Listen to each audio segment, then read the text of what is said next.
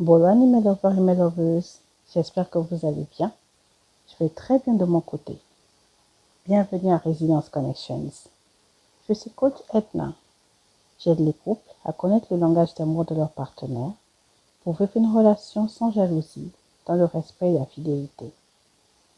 L'épisode d'aujourd'hui sera basé sur une réflexion que la plupart des hommes que je côtoie me disent, à savoir, toutes les femmes aiment l'argent. Vous n'aimez que l'argent. Toute vos vies, c'est l'argent. Est-ce vrai?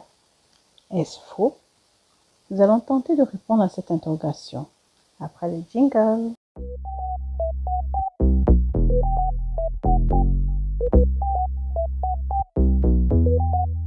No way!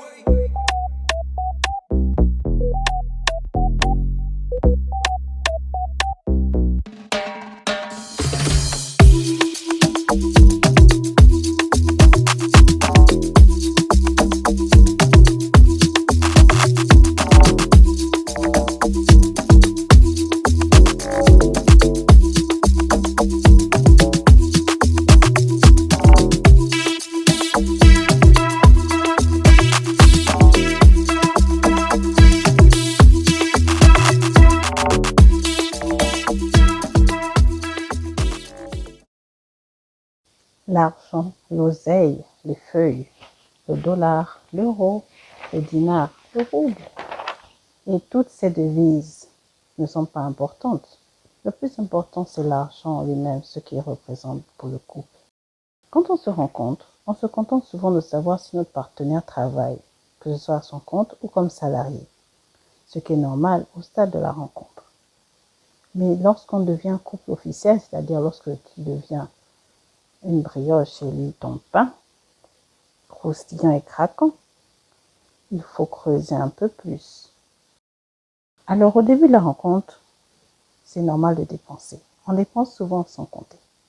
Parce qu'on a besoin d'aller plus souvent chez le coiffeur, chez le barbier. On multiplie les sorties au restaurant, les sorties au cinéma, les sorties à la patinoire, ce genre de choses qui nous détendent tous les deux. Et de notre côté, en tant que femme, on se fait plus souvent belle, on se maquille plus, on renouvelle plus souvent les coiffures, on renouvelle notre garde-robe, on va à l'institut plus souvent.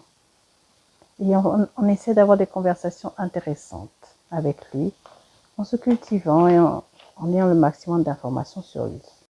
Et lorsqu'on devient un couple officiel, on a tendance à diminuer les sorties, les surprises, les rendez-vous en tête-à-tête, parce que la routine s'est installée malheureusement. Et si en tant que femme, tu te plains de ne plus recevoir les cadeaux qu'il t'offraient au départ, tu entends cette phrase qui te mine le moral. J'aime trop l'argent. Mais monsieur, chers messieurs, l'argent est nécessaire. En effet, avant de donner les clés de votre appartement, monsieur, et madame, avant d'apporter votre string, lisette et brosse à dents chez lui, définissez d'abord quelle est votre vision financière. Êtes-vous un couple qui partagera les charges du foyer à 50%, 50%? Ou êtes-vous plutôt la femme qui restera à la maison et lui fera tout à l'extérieur? Ou vous préférez plutôt travailler tous les deux? Messieurs, vous préférez prendre les grandes charges en tant qu'homme responsable que vous êtes et laisser votre destiné prendre en charge les vêtements des enfants, leur goûter et décider ensemble de tout le reste? Parce que beaucoup de couples ne parlent pas de finances. Et l'un des partenaires est frustré quand on demande par exemple après le mariage d'arrêter le travail. Ou lorsque l'homme se lance dans l'entrepreneuriat et quitte son poste salarié avec les risques que cela comporte, sans avertir sa moitié. Je vous suggère donc, lorsque vous êtes en couple, de parler finances avant le mariage et pendant les fiançailles. Selon l'Institut national des études démographiques, INED, d'après un sondage et un article paru le 30 septembre 2024, avec l'essor des couples qui travaillent tous les deux et la progression du niveau d'éducation des femmes, les situations où celles-ci gagnent plus que leur partenaire est de plus en plus fréquente.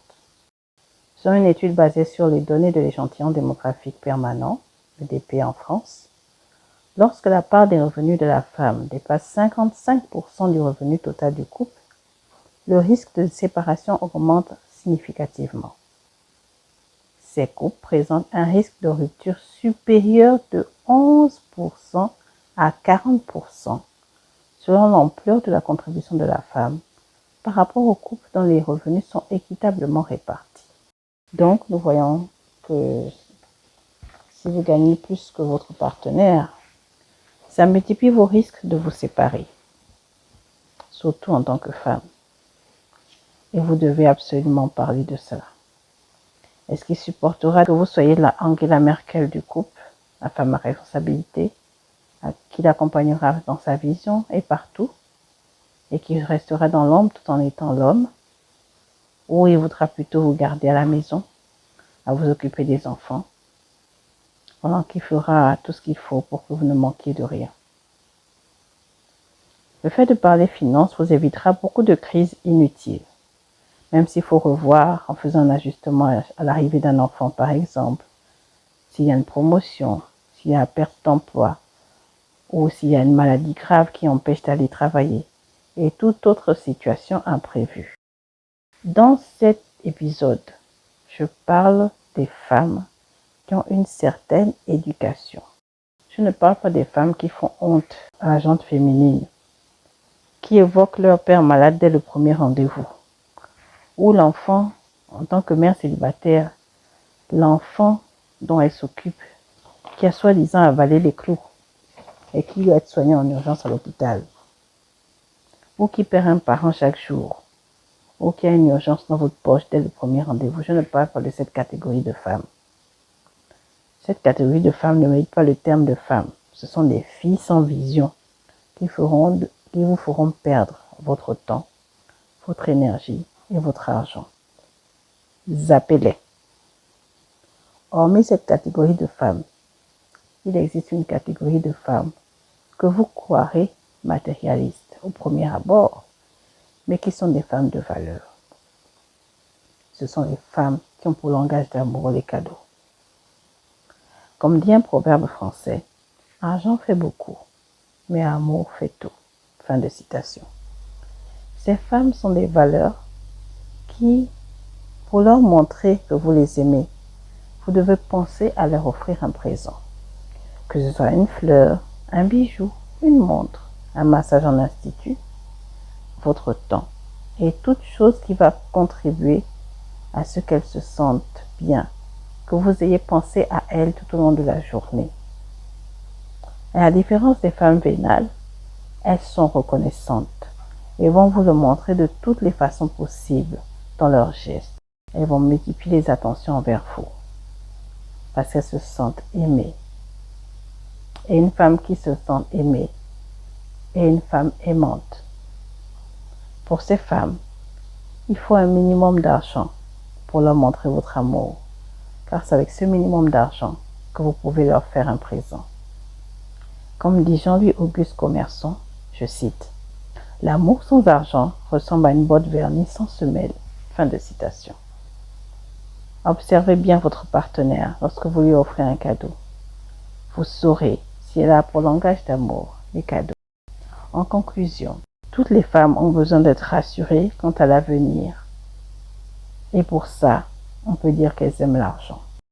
Néanmoins, les femmes qui ont pour langage d'amour les cadeaux, vous aurez l'impression qu'elles aiment l'argent parce que c'est leur langage d'amour. Elles ont besoin que vous matérialisez votre engagement et votre amour pour elles à travers un présent. Si vous voulez parler d'argent avec votre partenaire, il faut respecter certaines règles. D'abord, premièrement, choisir le bon moment. Deuxièmement, poser des questions ouvertes qui ne répondent ni par oui ni par non. Troisièmement, soyez transparent. Ne cachez rien. Quatrièmement, faites preuve d'empathie. Cinquièmement, soyez ouvert aux solutions proposées par votre partenaire. Sixièmement, mentionnez que votre but est d'améliorer la situation financière du couple et que vous souhaitez travailler en équipe. Ce sont des petites astuces que vous pouvez appliquer dans votre couple en matière financière. Comme dit George Lucas, je cite, « Si l'argent est tout ce que tu aimes, alors c'est ce que tu recevras. » Fin de citation. Si cet épisode vous a plu, N'hésitez pas à vous abonner à mes pages Facebook, Instagram et TikTok Resilience Connections et laissez un commentaire. À bientôt et surtout, n'oubliez pas que l'amour triomphe toujours.